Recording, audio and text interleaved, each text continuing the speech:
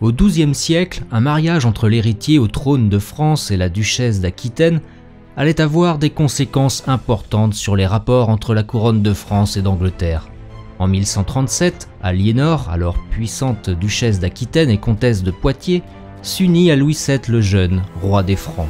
Ce mariage, orchestré par Sugère, le proche conseiller du roi, apporte à la couronne des territoires conséquents et repousse ainsi les frontières du royaume capétien.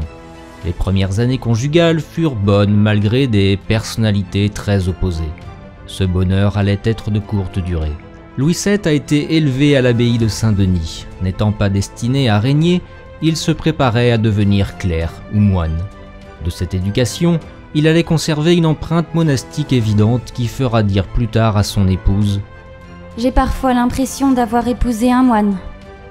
Le manque d'expérience, qui parfois frise le manque de compétences, fera commettre à Louis VII un certain nombre d'erreurs comme la dispute avec l'influent Bernard de Clairvaux ou avec Thibaut de Champagne. Mais ce manque d'habileté politique allait être compensé par sa capacité à savoir s'entourer de personnages éminents. Il faudra la clairvoyance de son fidèle conseiller, l'abbé Sugère, pour contenir et arranger ses maladresses. La piété de Louis VII était évidente, mais elle allait prendre un tournant en 1143. Alors en guerre en Champagne contre Thibaut de Champagne, les troupes royales incendièrent une église emplie de la population locale innocente. Marquée et bouleversée par ce drame, la personnalité de Louis VII devient sombre, voire mystique. Il lui fallait expier ses fautes. Il se décida alors de se croiser. Les époux royaux prirent la route vers Antioche. La seconde croisade débuta en 1147. À leur retour en France, les premiers reproches entre les époux commencèrent. Le bonheur conjugal des débuts s'effrita. Aliénor lui reprocha son austérité, son ascétisme.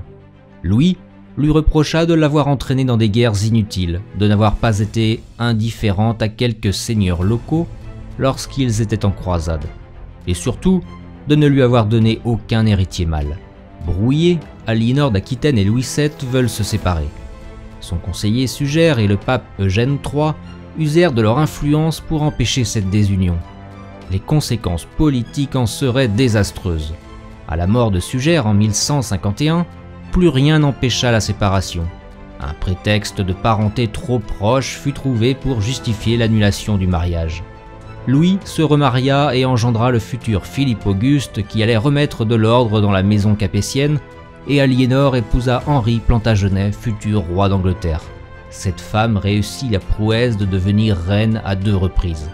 Cette séparation allait avoir des conséquences politiques désastreuses. Certains y voient même l'élément déclencheur dans la rivalité entre les rois de France et d'Angleterre.